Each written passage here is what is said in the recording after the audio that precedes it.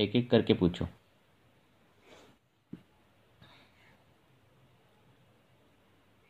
किसी को कुछ पूछना है तो पूछ सकते हो। नमस्कार सर। नमस्कार, बोलो। सर, रुक्म की आयु 24 वर्ष है। Male female? हेतु उसको जो तकलीफ है वो लड़का है लड़की है? नाक कभी बंद हो जाती। लड़का है। हाँ। मेल है। 24 वर्ष का मेल है। जॉब करता है। मेल और है? प्राइवेट जॉब करता है जो ये मल्टीनेशनल कंपनी में। ओके। मेल है मेल। ओके। पर उसको दिक्कत ये है कि वो नाक उसकी कभी बहनी शुरू हो जाती है, कभी बंद हो जाती है, कभी तनु स्राव होता है, कभी उसका स्टिकी डिस्चार्ज होता है, येलोइश ग्रीन टाइप का डिस्चार्ज होता है। ओके। काफी समय से इसको ये प्रॉब्लम है। जब बच्चा 12th में था, हम्म। यानी कि 7-8 साल हो गए, 10th 12th की बात है, तब से उसको ये प्रॉब्लम चालू है। हम्म। अब आज वो इंजीनियरिंग भी कर चुका है, जॉब भी कर रहा है, साल भर हो गया जॉब करते। हम्म। तो बीच में उसने 2017-18 में सीटी स्कैन भी कराया था। हम्म। तो उसकी वो नेजल सेप्टल डेविएशन भी थी, पॉलिप्स भी थे। हम्म। तो डॉक्टर्स ने उस टाइम भी उसको ये कहा था कि इसको ऑपरेट करना पड़ेगा, बट उसने नहीं कराया। हम्म। हर साल जैसे सीजनल ये होता है, हम्म। इस टाइप का, जब बरसातों के मौसम की प्रॉब्लम बढ़ जाती है, कई बार उसको साल भर, मतलब थोड़ा थोड़ा टाइम के लिए 1 महीना स्टेरॉइड ली, वो साल भर निकल जाता है, ठीक रहता है वो साल वो भर। काम क्या करता है? मोटा इन्फेक्शन हुआ, बाकी साल निकल गया। वो काम क्या करता है? हेलो? सर, आवाज आ रही है? हाँ। हाँ जी बीच में सर। वो काम क्या करता है? मल्टीनेशनल कंपनी में इंजीनियरिंग, ओके। हम्म। कंप्यूटर का ही काम करता है सर। ओके। हम्म। हाँ। तो हेतु जब मैंने उससे पूछना चाहे, हम्म। तो उसका रात्रि जागरण है, दिवा स्वप्न, यानी लेट उठता है दिन में। हम्म। और उसकी मदर बता रही थी कि बचपन में उसको भूख नहीं लगती थी, जो भी हम्म। उसको खिलाती थी वो पलटी कर देता था। हम्म। और मगर केला जैसे उसको दे देती थी तो वो सक करके खा जाता था। हम्म। जब वो छोटा ही था, मतलब 4-5 महीने का ही था, तो वो हम्म। आधा केला सक करके खा लेता था। हम्म। बनाना उसने खाया है बचपन में। हम्म। और अब का जो है, रात्रि में जैसे इरेटेड ड्रिंक्स, खाना बाहर का ही है, हम्म। कोल्ड ड्रिंक्स पीनी है। हम्म। अ, और कई बार जैसे घर लेट आए, खाना मिस हुआ, तो रात को सिर्फ दूध पी के ही सो गए, इस तरीके का उसका वो है। हम्म। दही अभी साल भर से, हम्म। 6 महीने से नहीं ले रहा, मगर हम्म। पहले दही आहार में शामिल थी। हम्म। और जीवा उसकी जब देखी तो जीवा तो निराम थी, हम्म। मगर मोशन उसकी ठीक नहीं है। हम्म। पेट उसका साफ नहीं होता। हम्म। कभी उसको मोशन जो है 20 से 25 मिनट टॉयलेट में बैठे रहना पड़ता है। हम्म। इस तरीके का पेट है उसका। हम्म।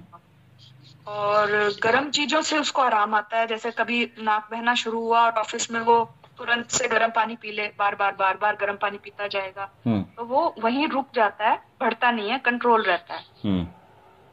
और सर, यही चीजें मैंने हम्म। पूछी। ठीक है। अब इसके केस के एंगल अलग अलग देखेंगे हम। तो गर्म पानी पीने के बाद वो जो है उसका कम होता है ना? थोड़ा थोड़ा गर्म पानी पिया तो उसका ये जो प्रतिशत है वो कम होता है ना? जी जी हाँ। जी, हाँ जी। तो जो वात कफ ज्वर है उसमें बताया है कि तृष्णग अल्पाल्पम भूपानम पिबेत वात कफ ज्वर। वात कफ ज्वर में अगर गर्म पानी थोड़ा थोड़ा थोड़ा पीने पीने के बाद वह कम होता है। तो अभी जो केस है, अभी जो आपने जो इनपुट दिया है उसके मुताबिक मैं अलग अलग गाइडेंस करता हूँ, वो एक चीज़ है। दूसरी, ये आईटी सेक्टर में कंप्यूटर में काम करने वाले लोग, हाँ, प्रतिशय के कारण में सिर्फ मधुर सेवन है ऐसा नहीं है। प्रतिशय के कारण में अगर अजीर्ण होने वाली कोई भी चीज़ आप करोगे तो भी प्रतिशय होगा। चिंता, ये प्रतिशय का हेतु बताया गया है। व्यवहार, ये भी प्रतिशय का हेतु बताया गया है। हाँ। व्यायाम ज़्यादा करना, ये भी प्रतिशय का हेतु करना बताया है। और व्यायाम करना ही नहीं, ये भी बताया है। और अतिभाषण, ऐसे बहुत से हेतु प्रतिशय में बताए गए हैं, वो एक देखो। दूसरी बात कि ये जो मलबद्धता है, कॉन्स्टिपेशन जो है, तो मल का वेग धारण इनमें बहुत रहता है ऐसे पेशेंट में। तो शक्रुता पिंडिकोदेष्टन प्रतिशाय शिरोरुजा, हाँ, तो प्रतिशाय ये बार बार उनको होता है। तो उनको ये जो ट्रीटमेंट है इसमें क्या करना है, अभी उसके जो हेतु हमें क्या दिख रहे हैं कि वो एसी में बैठकर काम करता है, बराबर है। हेलो। बिल्कुल सर। हाँ, वो एसी में हाँ बैठकर जी। काम करता है, हाँ जी सर। हाँ जी। एक ही जगह बैठकर काम करता है। हाँ, ऐसे ही अगर हमें विहारज हेतु ऐसे दिख रहे हैं जिस हेतु में गुरु गुण ज़्यादा है, स्थिर गुण ज़्यादा है, मंद गुण ज़्यादा है, और शीत गुण अगर बढ़ गया हाँ क्लाइमेट में और प्रतिशय हो रहा है, तो उसको हम कफज प्रतिशय ऐसे करके ट्रीट कर सकते हैं, या फिर पहले बोला वैसे वात कफज ज्वर करके ट्रीट कर सकते हैं, या फिर मल का वेग धारण करने के बाद प्रतिशय हुआ। अब ये तीनों फैक्टर एक साथ ही काम कर सकते हैं एक पर्सन में, हाँ, और प्रतिशय हो सकता है। तो इनको क्या करना है, इनको आपने उपशय अनुपशय पूछा क्या कि कुछ ये करने के बाद कम होता है, हाँ ये आपने पूछा कि गर्म पानी पीने के बाद ये होता है, कम होता है ना।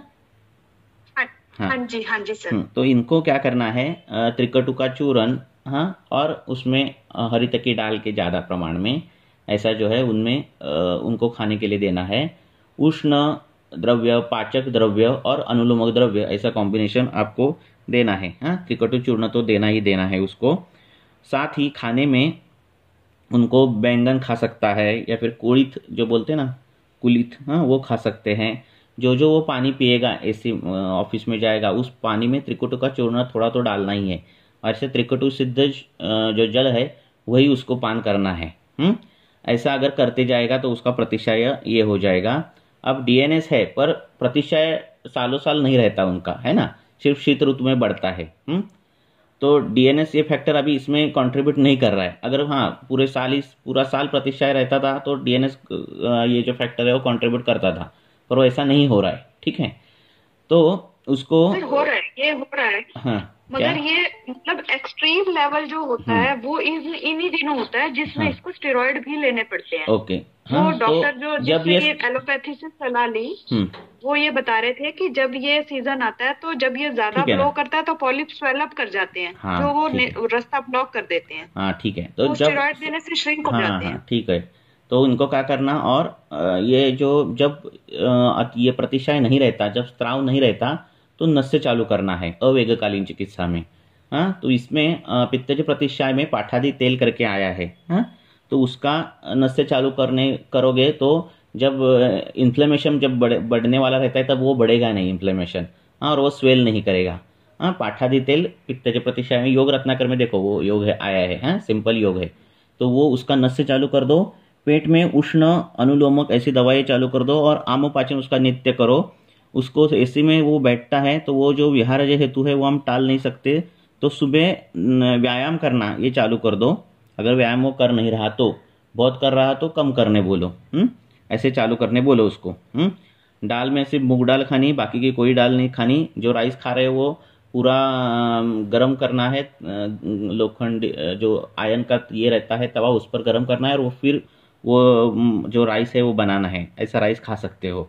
तो रोज आम पाचन, रोज रेचन, ठीक है, ऐसे करना, और नित्य व्यायाम करना ताकि उसको स्वेद निकले।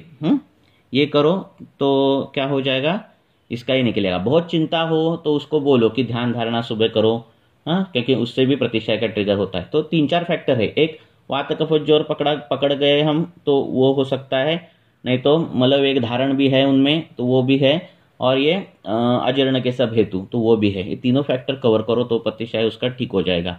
और अवेगकालीन में उसको पाठादि तेल का नस्य दे दो। जी सर, जी थैंक यू।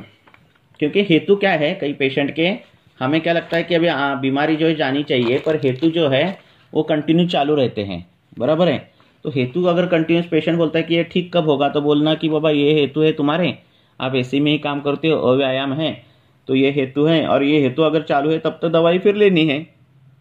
तो इनको बताओ कि किससे किस वजह से हो रहा है और ये करो। और मलबद्धता जो है, कॉन्स्टिपेशन जो है वो ट्रीट करो उनका, कि वो भी प्रतिशय का हेतु है। जो छींके बहुत आती हैं किनमें और स्त्राव नहीं रहता, उनमें वो उदावर्तित प्रतिशय दिखता है। हाँ, जब पेट फूलता है, पेट साफ नहीं होता तो बहुत छींके आती है, ऐसा दिखता है व्यवहार में। हाँ, तो ये सब बाकी के एंगल भी देखो और ट्रीटमेंट करो। ठीक है सर, ठीक है, thank you so much. Okay, बोलो, और किसको कुछ पूछना है?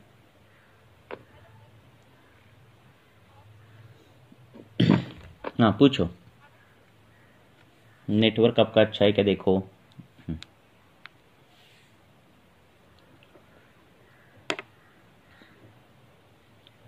हाँ पूछो, नेक्स्ट क्वेश्चन। नहीं, आवाज़ कम, बहुत कम आ रही है। आवाज़ आ रही है किसी को इनकी? अपने हेडफोन लगाए तो निकालो, निकाला है तो लगाओ, ऐसा कुछ करो। हेलो, हाँ बोलो, अभी आ रही है आवाज़। सर 34 वर्षाची फीमेल आहे। हॅलो, हाँ बोलो। वात प्रकृती आहे त्यांची। बोला, हॅलो, बोला, बोलत राहा। हा सर, त्यांना गॅसेस होतात, जास्त करून संध्याकाळी होतात आणि मेन्सेसच्या अगोदर 15 दिवस हे सर्पदक्षण वाढतात। ती सतत मूत्र प्रवृत्ती राहते, ओलावा खूप धरतो, हात पाय पण असे थंड पडतात। कुठे ओलावा धरतो? गुदभाग्याचा काय ओलावा काय होतो? ओलावा असा धरतो गुदभागी पण आणि योनी भागी पण, आणि गुदभागी ओलावा धरतो म्हणजे घाम येतो का त्यांना खूप?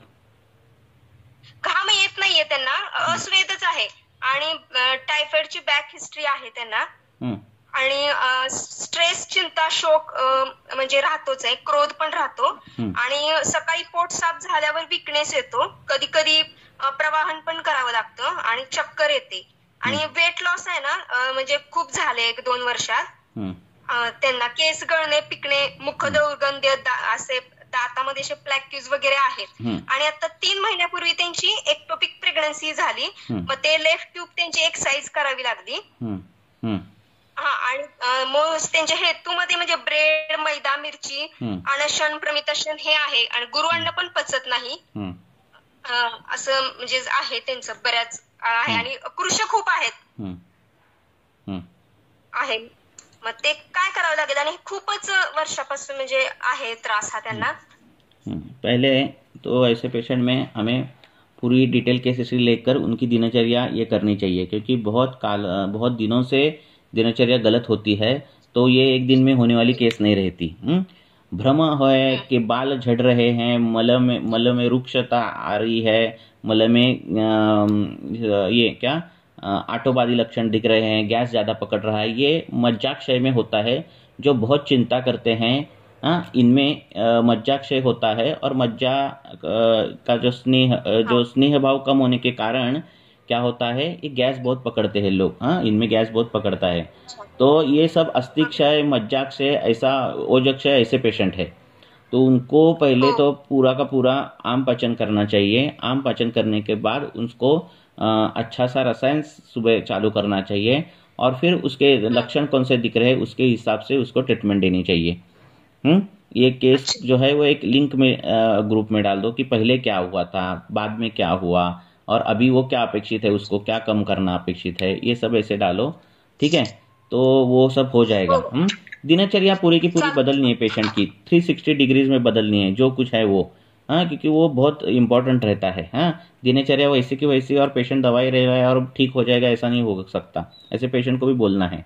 क्योंकि वो जो मल्टीपल डॉक्टर के पास से आया रहता है उन्होंने दवाई दी रहती है, किन्होंने बोला नहीं रहता है कि किसी ने भी बोला नहीं रहता है कि बाबा ये दिनचर्या फॉलो करनी है। तो पेशेंट के दिमाग में ये इक्वेशन रहता है कि मेरा डिसीज़ है और उसके लिए दवाई खानी है, दवाई लूँगा तब डिसीज जाएगा, ये इक्वेशन उनके दिमाग में बैठता है। तो उनको ये इक्वेशन पहले तोड़ने बोलो, है ना, और पथ्य से ही आप ठीक हो जाओगे। जब तक ये नहीं फॉलो करोगे तब तक दवाई नहीं काम करेगी, ये सब बोलो और ट्रीटमेंट चालू कर दो। भ्रम होना, बाल झड़ना, कृशता आना, अस्थि को दबाए तो दर्द होना, ये सब मज्जाक्षय में हो जाता है। चिंता बहुत करने वाले लोग, बहुत स्ट्रेस, अनवांटेड स्ट्रेस लेने वाले लोग, इनमें सब ये दिखता है। तो ये सब चालू कर दो। ठीक है। मग बाद में मज्जा तेल की बस्ती है वो कर दे सकते हो। यापन बस्ती जो है वो मधु तेली की यापन बस्ती है, वो बस्तियां बाद में दे सकते हो आप। भूक पण कमीच आहे। हाँ, तो उससे वो ठीक हो जाएगा वो पेशेंट। जास्त आहे, स्ट्रेस जास्त असेल तर सर वात प्रकोप वाढणार आणि मज्जावर ग्रहणी दृष्टी पण आहे ना. बस्ती सर चालू करू शकतो ना. हाँ, पहले उसका पाचन अच्छी तरह से करो. हाँ, जो बलभ्रंश और ये विमूढ़ वायु ये सब लक्षण वो आम पाचन में हो जाएंगे. उसके बाद फिर बाकी की ट्रीटमेंट कर दो. चालते सर. थँक्यू.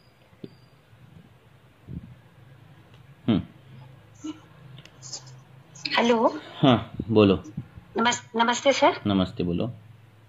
सर मेरे को एक केस के पूछना था कि एक 14 साल की गर्ल है, लड़की, वो एक कंप्लेंट के साथ आई थी कि उसके ब्रेस्ट में से सिक्रीशन होता है. उसको स्कूल जाती है तो उसका यूनिफॉर्म भी खराब हो जाता है. और उसके साथ में उसकी हिस्ट्री थी, उसको सिर दर्द रहता है और इरेगुलर पीरियड्स. ब्रेस्ट से स्राव आता है उसका.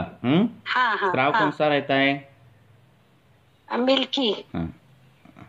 मतलब टपकता रहता है. वो कहती मेरे सब कपड़े खराब हो जाते हैं. ठीक है. और उसको इरेगुलर पीरियड्स भी थे. उसकी मीनार की एज 11 ईयर थी. और उसको सिर में दर्द और एसिडिटी ये उसको थी. तो सब उसके बारे में हिस्ट्री ली तो उसका आहार विहार सब कुछ गलत था. और उसको चिड़चिड़ापन वगैरह ये सब रहता था.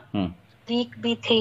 देर से सोना, लेट नाइट, और सुबह देर से उठना. और ये पैक्ड ये जो कुरकुरे चिप्स ये सब आते हैं ये ज्यादा उसको खाना रहता था. गुस्सा चिड़चिड़ापन ये रहता था. तो उसके ये चीज थोड़ा मैंने करेक्ट कराई. और इसका सीरम प्रोलैक्टिन टेस्ट कराया तो वो रेज्ड था. तो एक वो न्यूरो फिजिशियन के पास भी हेडेक को लेकर गई थी. तो वहाँ सीटी वगैरह किया तो वो नॉर्मल था उसका. तो उन्होंने कुछ माइग्रेन करके इसके लिए कुछ मेडिसिन दे दी, लेकिन वो सिर दर्द उसको ठीक नहीं हुआ. तो वो फिर कहीं पे मैग्नेटिक थेरेपी उसने लेनी शुरू कर दी हेडेक के लिए. और उसकी जो यूजिंग हो रही थी, ब्रेस्ट सिक्रीशन हो रहा था, तो उसमें उसके लिए वो ट्रीटमेंट चाहती थी. तो सर जैसे इसका बढ़ा हुआ प्रोलैक्टिन है तो इसको हमको क्या समझना चाहिए? ठीक है, हो गया. हाँ. वो उसको कुछ भी मत समझो. क्या है, आर्तव जो अभी उसको चालू हो गए होंगे ना पीरियड, तो 11 ईयर पे. हाँ, वो 14 ईयर के.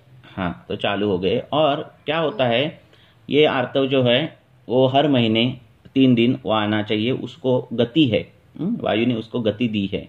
तो महीने में वो जो साइकिल है, ये जो साइकिल है वायु ये करता है निर्माण. और ये क्या करता है, आर्तव को बाहर फेंकता है.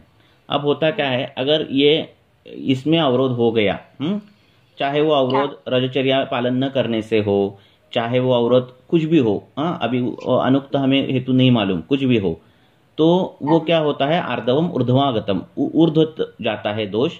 और सिर्फ आर्तव नहीं जाता, आर्तव में भी दोष रहते हैं. तो वो दोष भी ऊर्ध्व जाते हैं. और फिर वो स्तन्य में इन्फ्लेमेशन कभी करते हैं, कभी स्त्राव ये करते हैं. और ये ऐसे लक्षण दिखते हैं. अभी हमें करना क्या है, वो स्तन्याशय में अभी कुछ प्रॉब्लम है नहीं.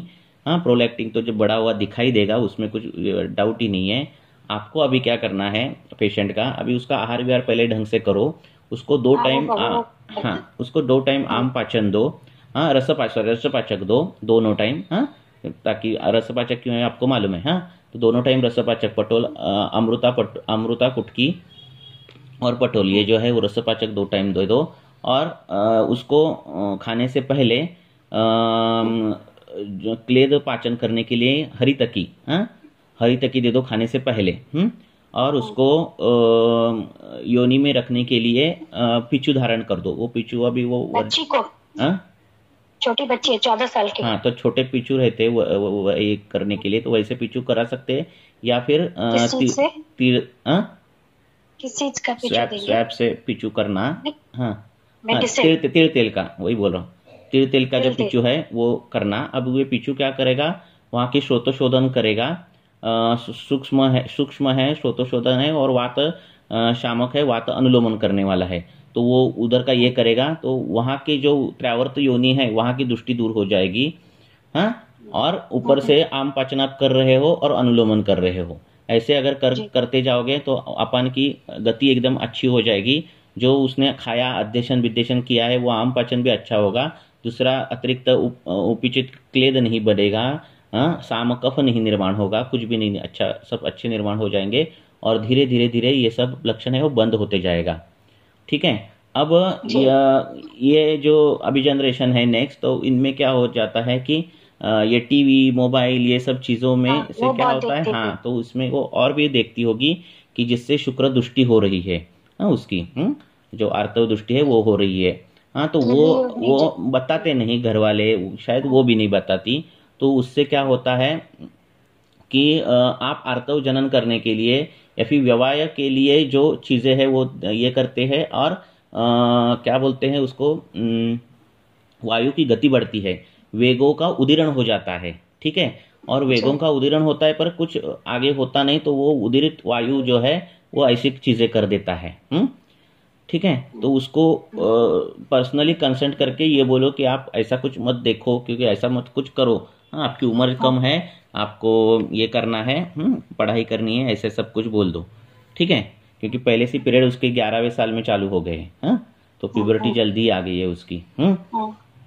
हाँ, तो सेकेंडरी सेक्सुअल कैरेक्टर बहुत जल्दी आ गए हैं, तो उसको पर्सनली ये कंसेंट करो सब कुछ, हाँ, और ये अलग लेवल पर करो कंसेंट, और ट्रीटमेंट अलग लेवल पर, ये दोनों काम करो, हाँ, ताकि वो आर्तव का काम करे, वो ऊपर ना जाए। ठीक है। वायु का काम करे, आपका पाचन का काम करे, ऐसा सब कुछ होने के बाद सब कुछ ठीक हो जाएगा। जैसे हमने इसको रसपाचक दिया, तो उसका क्या मतलब है कि ये रस धातु की दृष्टि? हाँ, रस की दृष्टि है ना, रस से स्तन्य होगा। ठीक है। हाँ, स्तन्य आर्तव उसके उपधातु है ना। अच्छा। हाँ, तो रसपाचन। इसमें दोष कौन से समझ सकते हैं? तब से भी कोरिलेट कर सकते हैं? नहीं, अभी आप डिटेल हेतु निकाल कर वो सब देखो आप, ये एक्चुअली हेतु नहीं है। जो दोष है ना, वो वायु जिधर से जाना चाहिए आर्तव, वो पूरा का पूरा नहीं जा रहा है, अवरोध हो रहा है, और फिर वो स्तन्य निर्मिति का काम कर रहा है। तो वात दृष्टि, हाँ, वात का मूढ़ वात हो गया ये, हाँ, उदावर्तित वात हो गया ये, जिसने आर्तव के साथ दोष लेकर वो स्तन्य में चले जा रहे हैं। हाँ, तो प्रोलैक्टिन ज्यादा ही दिखाई देगा। आप ये ट्रीटमेंट चालू करते हो, प्रोलैक्टिन वो कम दिखाई देगा। वो बड़ी बात नहीं है। रसपाचक देने से। हाँ, खाने के बाद रसपाचक, खाने से पहले अभया, हरित की जो बोल, अब हरित की दे दो खाने से पहले, हाँ, और इसको पिचू दे दो। अगर पिचू नहीं जा रहा है तो तिरतेल जो है वो अपना जो नोजल रहता है बॉटल का, हाँ, उससे वो अच्छा वाला तिरतेल जो मूर्छना किया हुआ है ऐसा तिरतेल जो है उसको इसमें योनि में डालने के लिए बोल दो। ठीक है, नित्य। ऐसे करो। तो मुझे मतलब ये समझ में आया कि मेन रूप से ये रस धातु की दृष्टि से इसको ये हुआ है, रस धातु की दृष्टि। देखो, अध्यशन है वो भी कारण है ही ना, अध्यशन भी है, कुछ भी खाना खा रही है, कभी भी खाना खाती है, वो भी है। हाँ, और ये, हाँ, ये आपको अगर ये केस इसको थेरोटिकल लिखनी हो, ये शुक्र व श्रोतो दृष्टि है, हाँ, या फिर आर्तव व श्रोतो दृष्टि। शुक्र दोनों में भी रहता है, तो शुक्र व श्रोतो दृष्टि है, और वायु का विमार्ग गमन होने के कारण, वायु उदावर्तित होने के कारण वो स्तन्य में जा रहा है। ठीक है।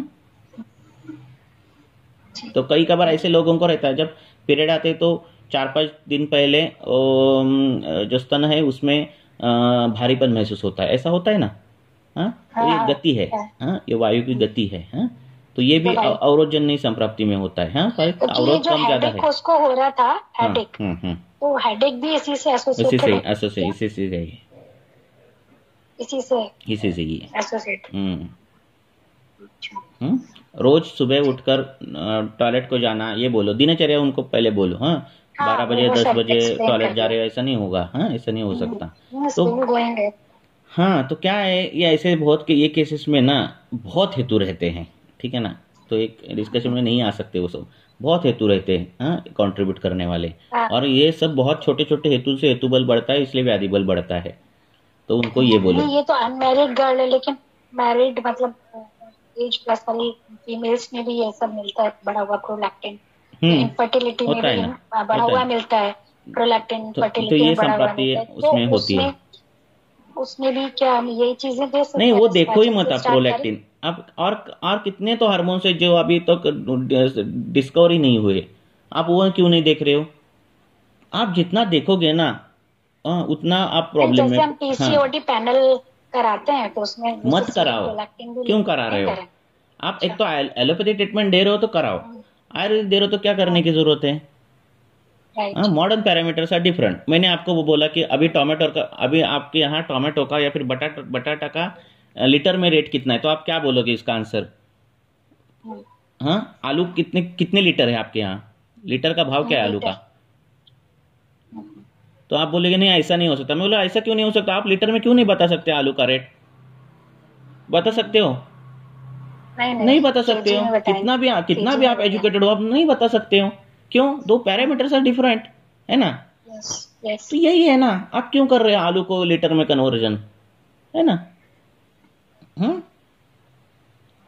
हमें देखना क्या है, हमें स्तन्य बराबर हो गए, ठीक है। हमें आर्तव बराबर महीने के महीना हो रहा है, 3 दिन हो रहा है बिना कष्टार्तव हुए हो रहा है, ठीक है। हम मल प्रवर्तन अच्छा हो रहा है, मूत्र प्रवर्तन अच्छा हो रहा है, नींद अच्छी हो रही है। हमारा क्राइटेरिया ये है ना? ठीक है।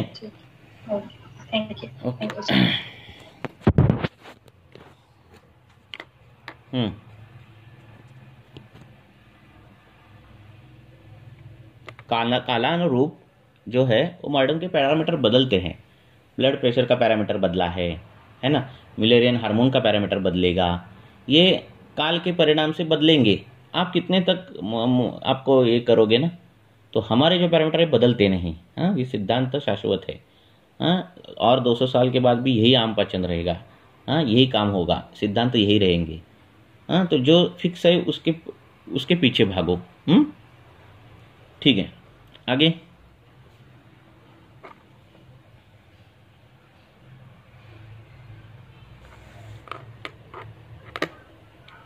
नमस्कार सर। हाँ, पहले मेनोपॉज जो है वो 50 में आता था, है ना? 52 में आता था, है ना? अब 45 में आ रहा है, 40 आ रहा है, 41 आ रहा है ना? 39 आ रहा है ना? हाँ, तो ये सब बदला हुआ आहार विहार, ये सब का परिणाम है। अब जिसको 40 में आ गया है मेनोपॉज, तो उसको आप रोगी नहीं बोल सकते, है ना? तो ये मॉडर्न के पैरामीटर्स तो ये है, बदलेंगे। हाँ बोलो। नमस्कार सर। नमस्कार, बोलो।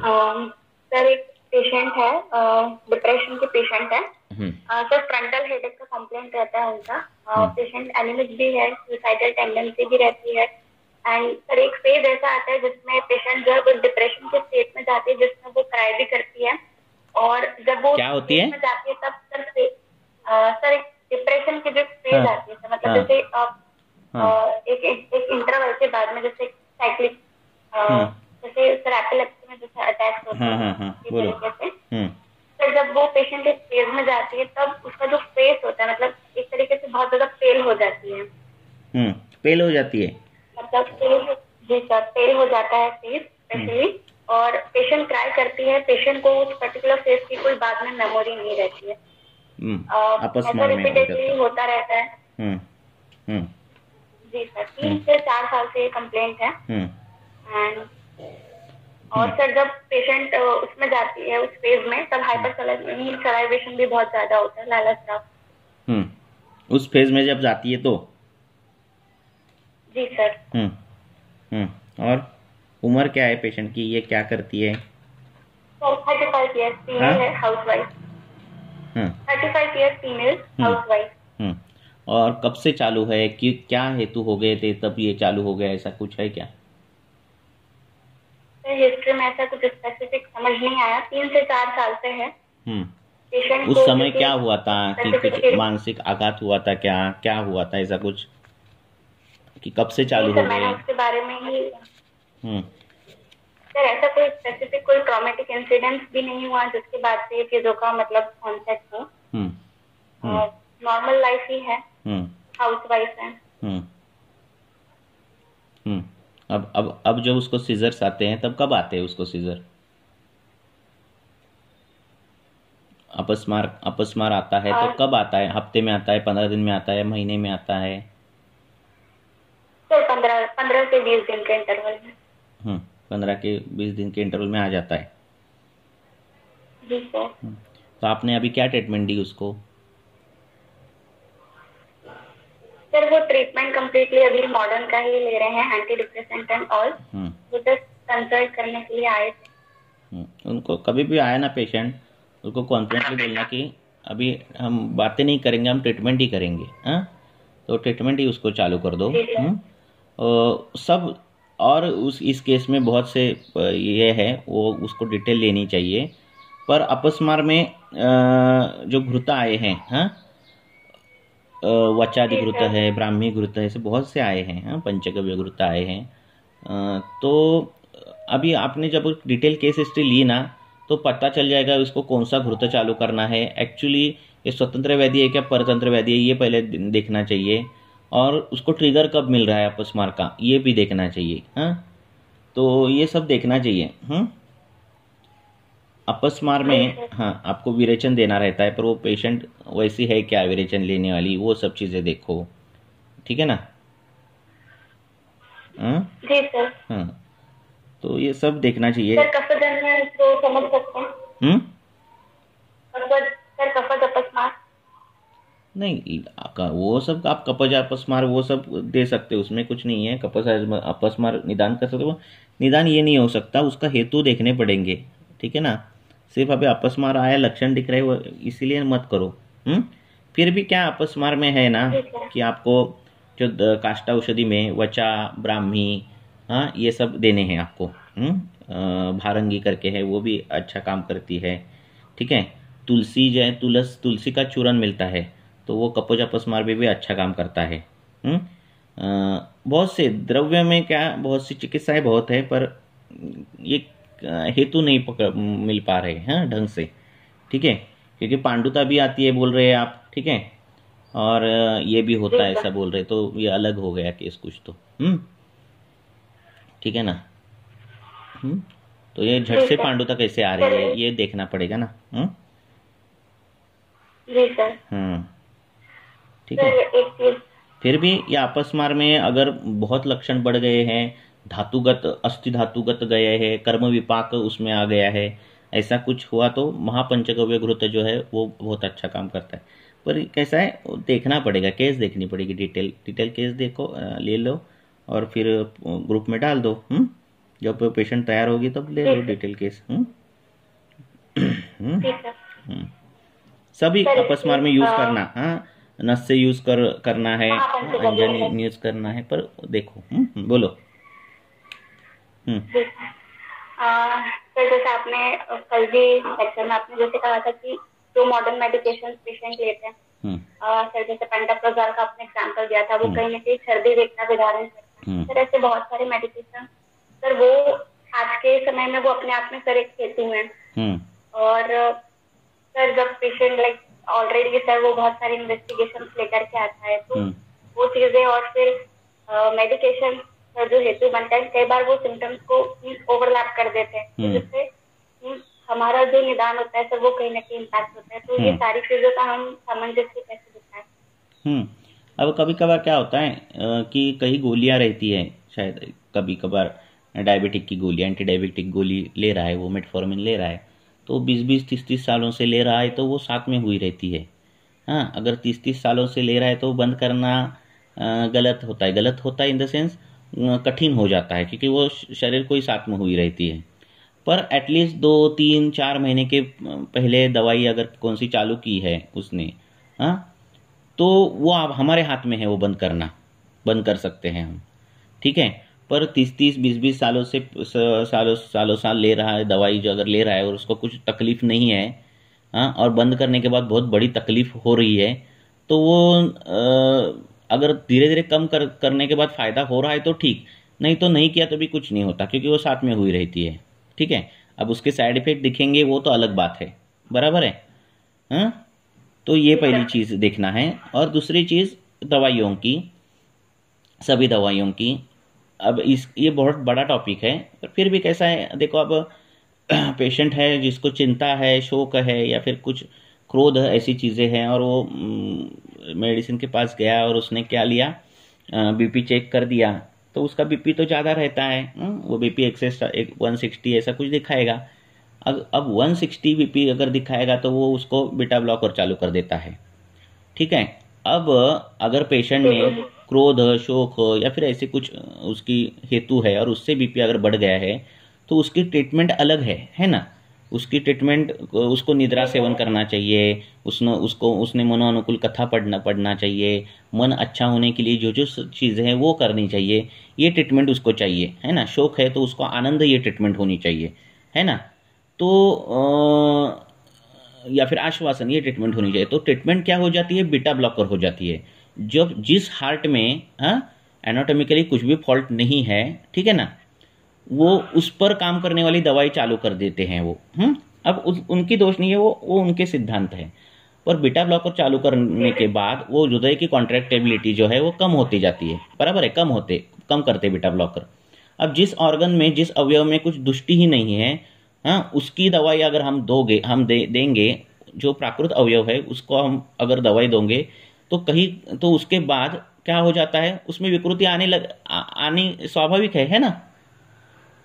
तो यही होता है। तो इसीलिए हमें, अगर देखो दो महीने के बाद कोई पेशेंट आ रहा है कि 2 महीने से बीटा ब्लॉकर चालू है, तो उसको हमने पूछा कि बाबा क्या हुआ था, तो नहीं ऐसे ऐसे घर में कुछ ये हुई थी, तकलीफ हुई थी, कुछ हुआ था, झगड़ा बिगड़ा हुआ था, मैं गिर गया, मैं फिर बीपी चेक किया, बीपी इतना बड़ा था, फिर डॉक्टर ने ये बीटा ब्लॉकर चालू कर दी।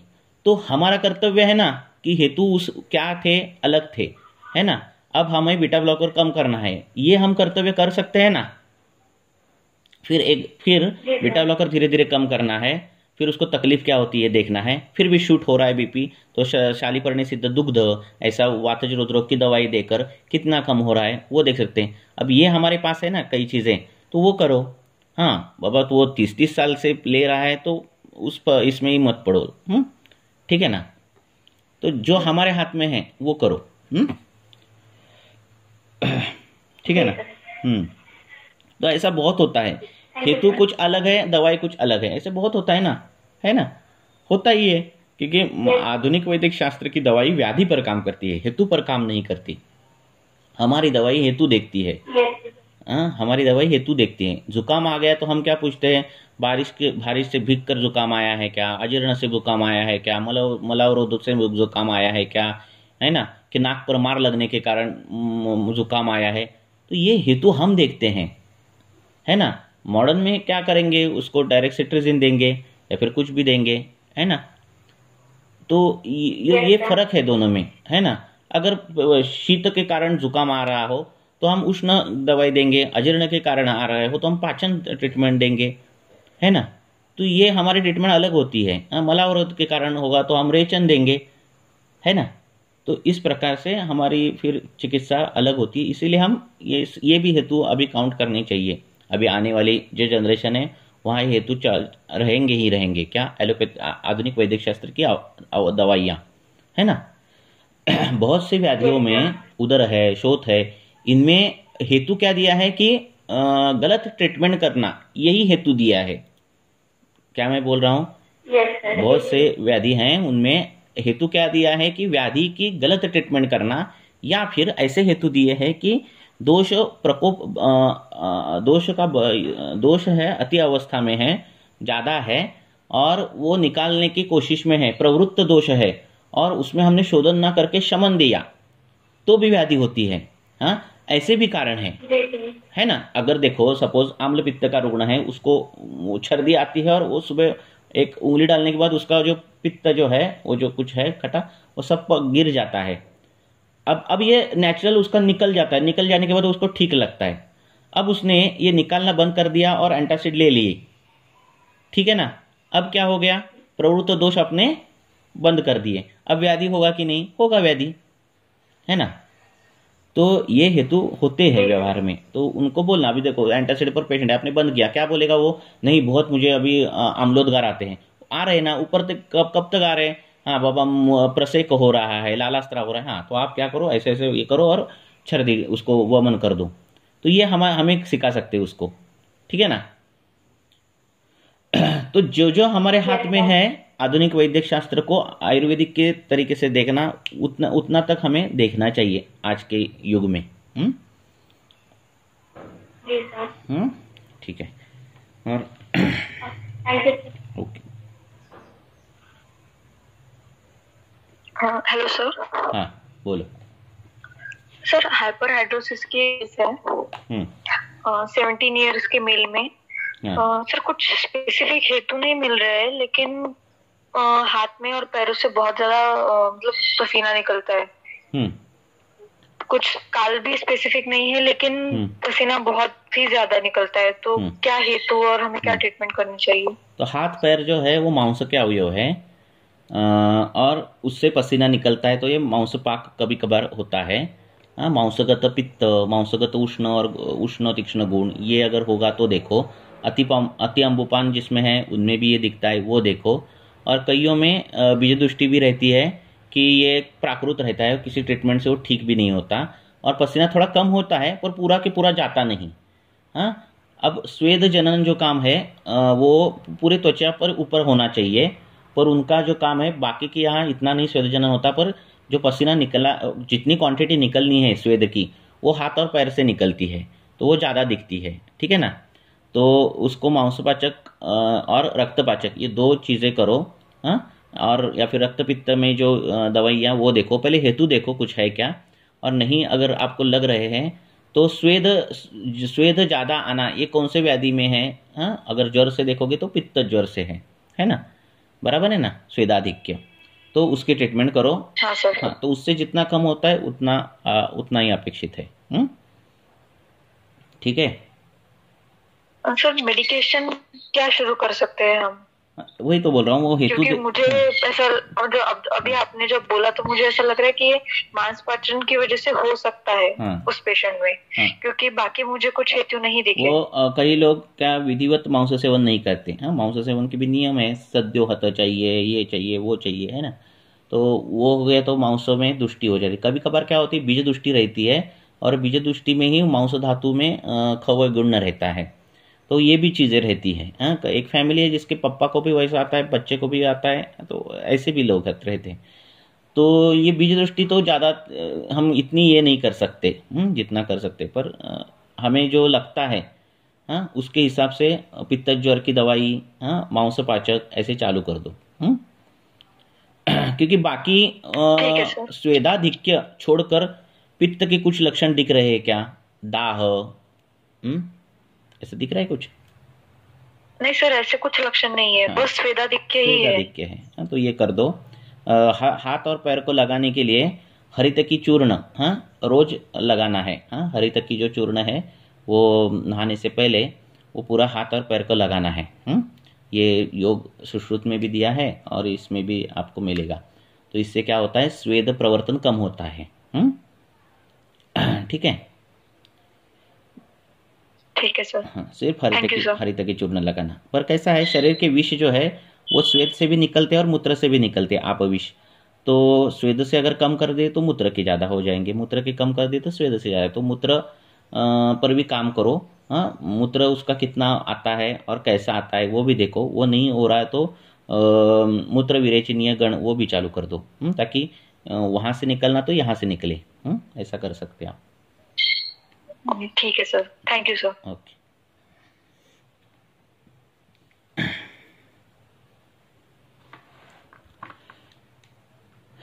और सर, ये हरितकी चूर्ण बस हाथ पे जैसे ये करते हैं कोर्स पाउडर, उसको अप्लाई करते फाइन हैं? पाउडर, फाइन पाउडर, एकदम टाल्कम पाउडर जैसी मिलती है ना। जी जी जी। हाँ, उसको थोड़ा पानी में ये करो, पेस्ट करो, ऐसे लगाओ, हाथ पैर को लगाओ।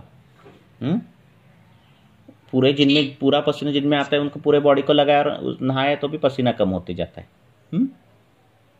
तुरंत नहा लेना फिर, ये बैठना है थोड़ी देर?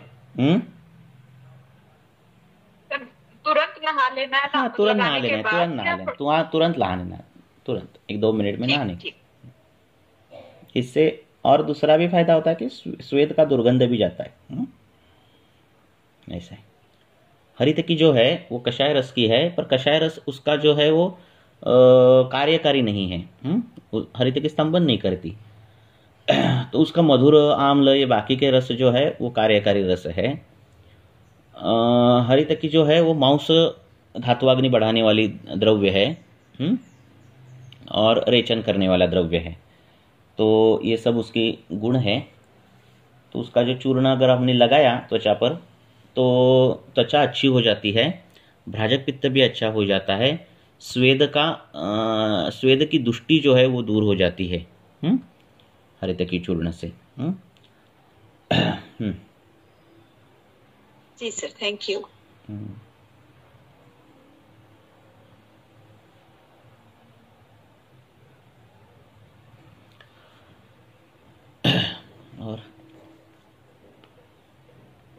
और सर मुझे कुछ पूछना था। पूछो। 7 इयर्स का एक इनफर्टिलिटी का केस था सर। उसका हेतु मुझे कैंटीमेंसिस था और मलावरोध वगैरह था, मतलब काम के चक्कर में वो सब मलावरोध वगैरह रहता था और चाय ज्यादा सेवन था, मतलब बहुत टाइम तक अनशन भी था, सिर्फ चाय पी के पूरे दिन में रहती थी। तो अभी उसमें मुझे पॉजिटिव रिजल्ट आया ही है 1 मंथ में ही, पर उसने मुझे आज बताया है कि उसको निपल से ना डिस्चार्ज होता है मिल्क के, और वो बहुत टाइम से होता है।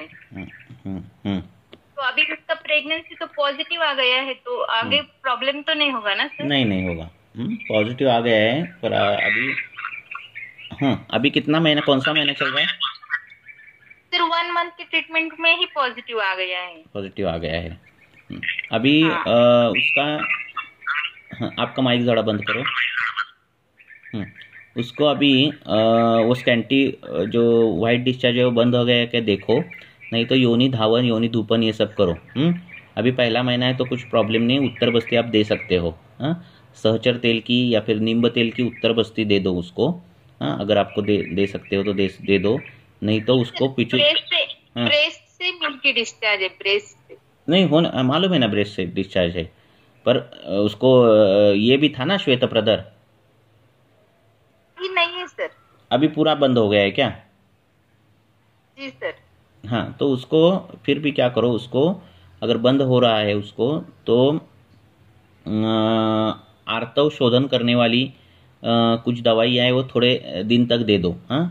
ज़्यादा नहीं, एक 5-6 दिन दे दो। कभी कभार क्या होता है, दोष हर शरीर में जो दोष है वो उसकी प्रवृत्ति उसके नज़दीक से, उस नज़दीक के मार्ग से आती है। मीन्स क्या, आमाशय के दोष है तो वो अमन से आएंगे, पक्वाशय में दोष है तो विरेचन से जाएंगे, है ना, शाखागत दोष है तो स्वेद से जाएंगे, नहीं तो इससे जाएंगे, योनिगत दोष है तो वो योनि मार्ग से जाएंगे, मूत्रगत है तो मूत्र मार्ग से जाएंगे। तो नज़दीक का जो मार्ग है वो पकड़ते हैं।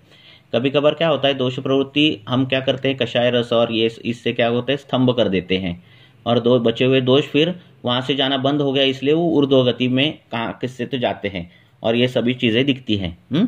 तो एक तो धावन करो उसका, योनि धावन करो, और जीरक चूर्ण रहता है वो ज़्यादा मात्रा में नहीं, क्योंकि अभी वो प्रेग्नेंट है ना।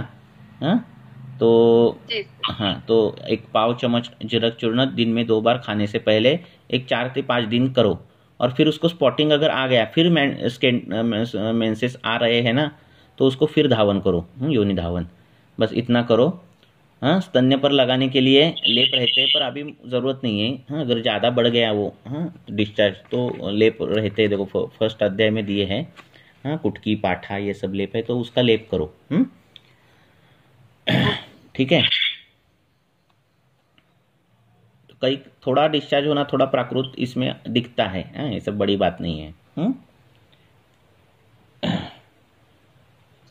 नहीं, मैं वैसे नहीं सर, वो उसका ना जो डिस्चार्ज था ब्रेस्ट से, मतलब बहुत टाइम से, मतलब बहुत 1.5-2 साल से है। उसने मुझे हिस्ट्री के टाइम भी नहीं बताया और फॉलोअप के टाइम भी नहीं बताया। सिर्फ वो डिस्चार्ज वाटरी है क्या, देखो उसमें गंद मिल्की है सर। हाँ नहीं, पर उसमें खराब गंदा आता है क्या, वो देखो। नहीं, वो भी नहीं है। तो स्तन्य शोधक का क्वात है, वाघ भट्टाचार्य ने दिया हुआ, वो एक बार क्वात देकर देखो उनको। ठीक है सर। मैंने अभी फिलहाल रसपाचक की ऐड किया है। ठीक है, किरात तिक्त है वो डाल दो, कुटकी डाल दो, इंद्रियो डाल दो इसमें, वो जो रसपाचक है उसमें, और पाठा डाल दो, और इसका क्वात उसको पिलाओ तो स्तन्य शोधन भी हो जाएगा। वैसा कुछ है तो वो देखो। Okay sir.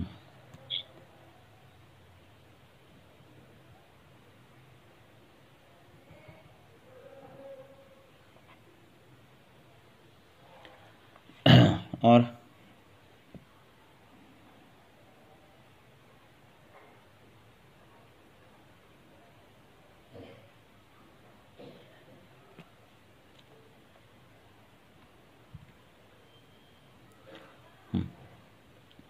और कुछ है क्या क्वेश्चन? इक्वेशन ले लेंगे। टॉर्च पॉजिटिव केस का लाइन ऑफ ट्रीटमेंट कैसे स्टार्ट करें? वो नहीं हम देखते।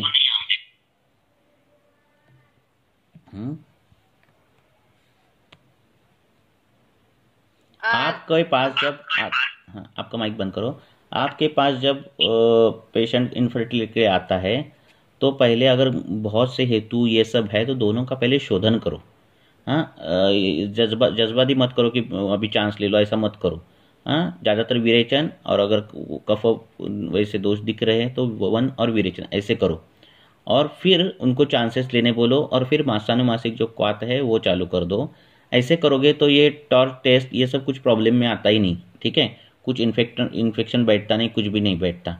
हम तो सोनोग्राफी डायरेक्ट 9वें महीने में 8वें महीने में करने बोलते हैं। ठीक है, तो अभी क्या है, ज़्यादा इन्फॉर्मेशन होना भी गलत होता है। हाँ, मीन्स बहुत मालूम है। कभी कभार क्या होता है, जो ऑर्गन डेवलप पहले महीने में होने वाला था और नहीं हुआ, दूसरे महीने में नहीं हुआ, कभी कभार तीसरे चौथे महीने में भी होता है डेवलपमेंट। ठीक है ना, हर एक की डेवलपमेंट एक समान नहीं होती। पर होता क्या है, पैरामीटर में अगर देखा जाए तो वो दिखता है अरे ये ऑर्गन नहीं डेवलप हुआ, वो नहीं हुआ, और फिर अगले ये होता है, अगली स्टेप आ जाती है। तो इसीलिए अभी ये सब निकला है, ठीक है, कई केसेस में वो लाभदायक है, पर वही लाभदायक है ऐसा नहीं है। निश्चिंत होकर भी कई चीज़ें करनी चाहिए, रुग्ण ने भी और वैद्य ने भी। ठीक है ना। ऐसा कुछ है क्या कि ये स्पर्म है, ये ओवी में आपने पेनेट्रेट कर दिया और फर्टिलाइजेशन होता है? नहीं होता ना। इतना मैकेनिकल साइंस है क्या? देखो, होता है। कितना रेट है आईवीएफ का, आईवीआई का कितना रेट है? नहीं है ना। इतना मैकेनिकल साइंस है नहीं कि इधर का ओव्यूम ले लो, इधर का स्पर्म करो, खुद पेनेट्रेट करो, नहीं होता। बाकी के जो भाव है वो भी इम्पोर्टेंट है। हाँ, तो जितना हमें दिखता है साइंस एडवांस सब, तो उतना नहीं है। प्रत्यक्षम ही अल्पम ही है। हाँ, तो अप्रत्यक्षम अनल्पम जो चीज़ें हैं वो इम्पोर्टेंट है, वो भी बहुत। नहीं तो फिर सबके रेट 80, 92, 95% इनफर्टिलिटी के रेट रहते थे। बराबर है ना।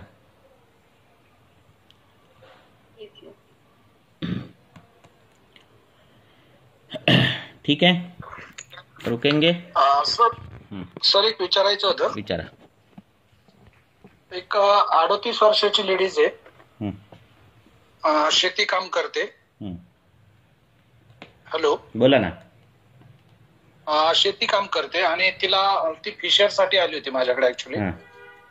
तिला मोशनला हार्डनेस आहे, मलवटक तयार होतात, पित्त प्रकृ म्हणजे तिला क्षारधर्मी पित्त आहे किंवा अधो निराम पित्त आहे. तिला फक्त छातीत आणि पोटात जळजळ होते आणि मान दुखते आणि डोकं दुखतं. पण ज्यावेळेस तिला मोशन होते किंवा त्या दिवशी मोशन होऊन गेले, लूज मोशन, की तिला डोकं दुखतं आणि मान दुखणं लगेच थांबून जातं.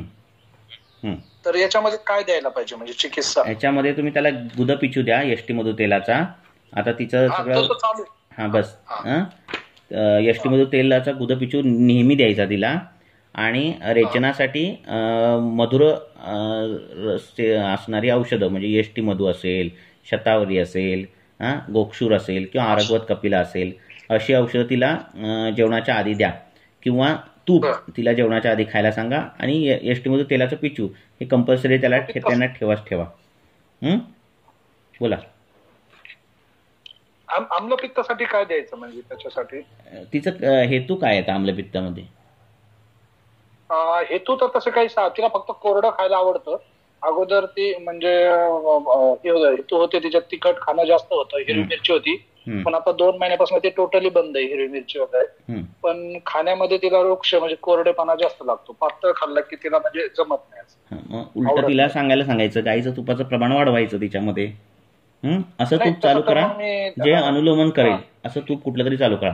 हरितकीचं तूप चालू करा. सगळ्यात बेस्ट. हिरडा घ्यायचा, काढा करायचा, तूप बनवायचं. हरितकी. आता कसं आहे, हे फिशर होणं ह्याचे 2 प्रकार येत आहेत, 2-3 प्रकार होतात. काय होतं, एक तर ते वात प्रकोप तिथला झाल्यामुळे फिशर होणं, मलबद्धता, तो मल कडक होऊन घासून घासून येणं, त्यामुळे फिशर होणं, आणि साक्षात तिथल्या स्वेदाचा अभाव, स्वेदाभाव झाला की पण तिथं दारण होतं. पण हे स्वेदाभावाचं विषय प्रकरण नाही आहे. हां, हे गुदगत वात असे प्रकरण आहे सगळं. त्यामुळे त्याला त्या गुदाला नेहमी हे करण्यासाठी यष्टीमूत तेलाचा पिछू द्यायचा. मात्राबस्ती देता येत असेल, तिला जर सहन होत असेल तर मात्राबस्ती द्यायची.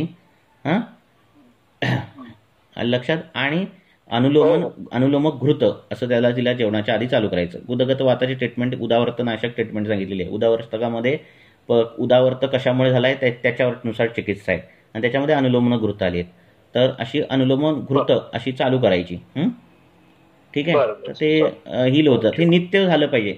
ते मल नेहमी मऊ मऊ झाला पाहिजे, आणि तिथं नित्य औषधाचं उपसेचन झालं पाहिजे त्या फिशरवर. तर हळूहळू हळूहळू ते फिशर भरून येणार. ठीक है. हो सर, थैंक यू. ओके, ठीक है. चलो अब हम रुकेंगे.